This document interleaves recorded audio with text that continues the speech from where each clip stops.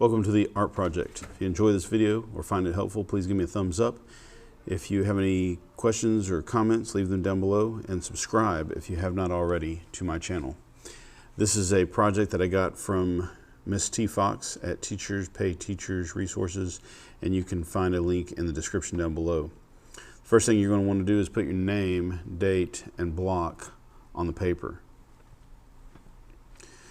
Second thing is I'm going to put a 5" by 5" square at the bottom of my piece of paper, and I'm making 2 marks to line them up. Make sure you always use 2 marks to line them up properly.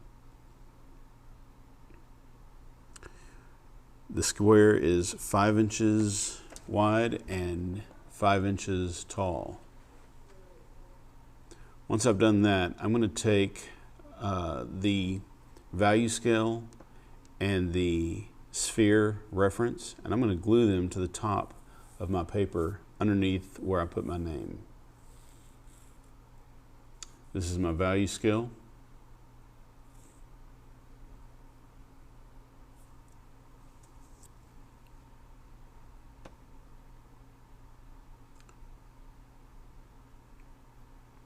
And this is my sphere reference.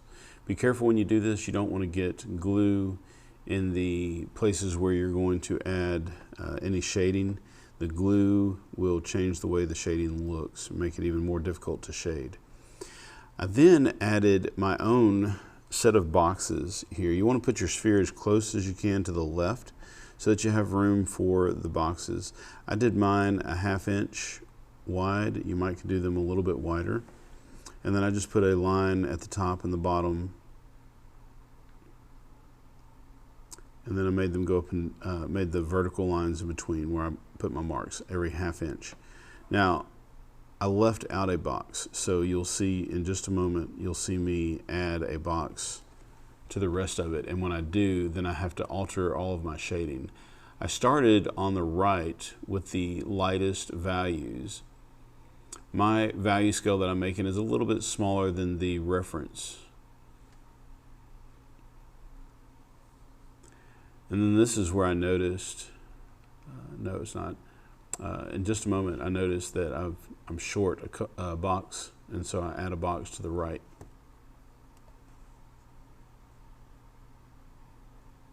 When you do this, you want to make very circular motions very lightly. You can always get it darker. You can always get it darker, but it's really hard to get it lighter or to go back and get rid of your pencil marks. So as I do this, I'm kind of going in a circular motion and building up the lines. This is where I noticed that I had 1 box short. So I added a 1/2 inch here.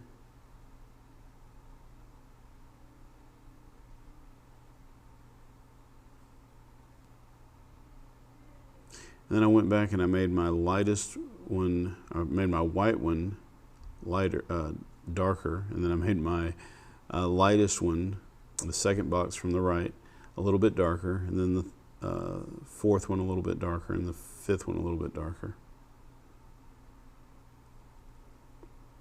Remember, little circular burnishing motions, and you'll be able to do this in such a way that you don't see scribble marks, you don't really see hatching marks, and it will look just almost perfect.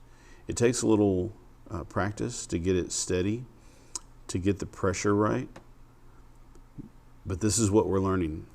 As we're shading, this is what we're learning. Whatever you were doing before, I don't know, maybe you were doing it right, but if you were, whatever you were doing before, be open to the possibility that this might be a little bit better and that this might be the way that you need to do it. And so we are learning to shade here, or at least learning to shade a different way than you might be used to. Take your time, make some nice light circular motions. Don't start off really, really dark because you cannot go back. You can try and erase it, but it doesn't usually erase as well as it goes on. You can always make it darker. Try not to go too dark too fast. Little circular burnishing motions. And then this is my last one. And of course I've got to get it as dark as this pencil will go. Now my box overlaps my paper with the circle, my circle reference. It overlaps that just a little bit, which kind of messed up my value scale, but I think in the end it looks pretty good. You can see there on the left where it overlaps. Nice circular burnishing motions. All right, so now I'm going to begin with my circle. The very first thing I did was I got something round and I just traced it right in the middle. You can use a cup. I happen to have a bell that I use. You can use a cup. If you have a compass, you can use that, or a circle template.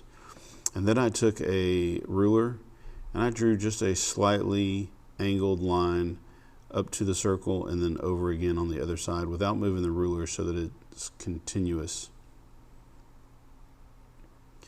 The area around the top of the circle, around the top of the what's going to eventually be a sphere, is negative space.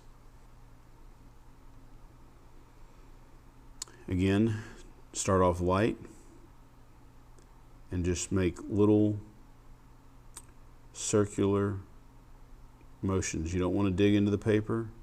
You don't want to be in a hurry. If you get outside the line, that's probably okay because you can erase it because you're doing it really, really light. And in the very top part, in the negative space, you're going to make that really dark anyway, and that'll cover up anything you got outside the lines. Circular burnishing motions. All right, so I also want to not take up too much of your time, so we're going to speed the video up a little bit here. It may be a little bit jerky, the video, but trust me, I made lots and lots of little circular motions. In all, it probably took me about 35 minutes to do this sphere because I took my time and I built up the layers of pencil and graphite and I just kind of slowly worked them into the paper. I put a piece of white paper underneath the palm of my hand, underneath the heel of my hand, to keep from getting oils or grease from my hands into the paper and to keep from smearing any pencil that I already have down. Put a piece of scrap paper, make sure that scrap paper is clean, and you can use that to protect your paper. And you can see how I'm getting darker and darker. I put one layer of light pencil all over this, and then I added another, and I'm getting a little bit darker.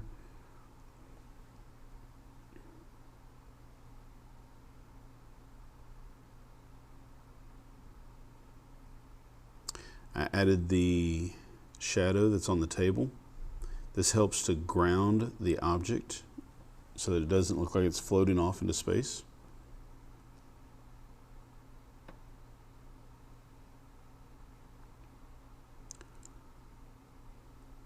Lots and lots of circular motions. I started out with the side of my pencil to get it really, really light where I wanted it to be really light. And now that I'm getting darker, I'm using more of a point down posture with my pencil.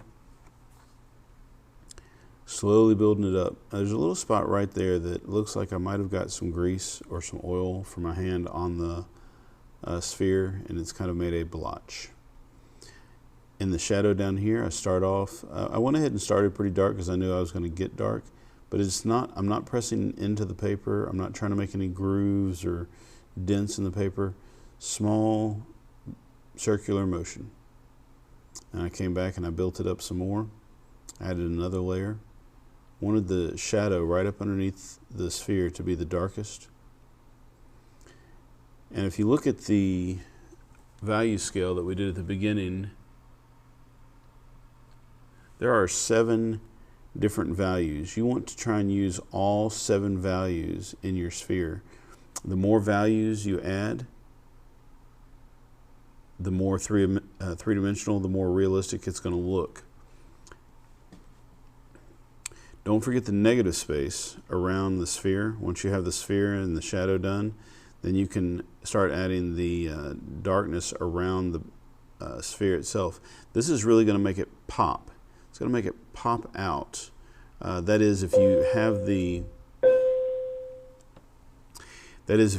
the sphere light enough, and the background dark enough.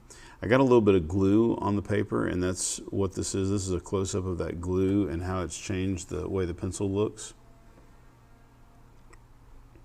Kept the paper underneath my hand and continued to make circular motions. I don't want it to look scribbly, and so even though I am scribbling,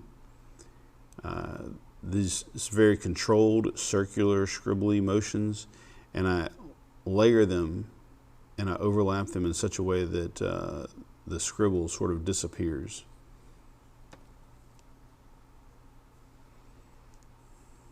And if you'll take your time and do this, it will look absolutely, positively fabulous.